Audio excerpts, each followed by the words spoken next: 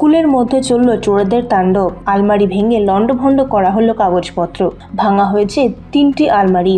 চুরি হয়েছে mid day মিলের সমস্ত সরঞ্জাম, এমনকি রান্না করার ওভেন পর্যন্ত। এমন চুরির ঘটনায় স্তম্ভিত এলাকার মানুষজন। স্কুলে চুরির জেরে বন্ধ হলো মিড ডে মিলের রান্না না করেই ফিরতে হলো রাঁধুনিদের। আর স্কুলের পড়ুয়ারা দুপুরের খাবার না খেয়েই বাড়ি ফিরে গেল। স্কুলের প্রধান শিক্ষক জানান, চুরির বিষয়টি বিভিন্ন দপ্তরে জানানো হয়েছে।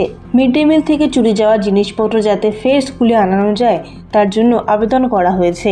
এখন দেখার কতদিনে সেই আবেদন গৃহীত হয়।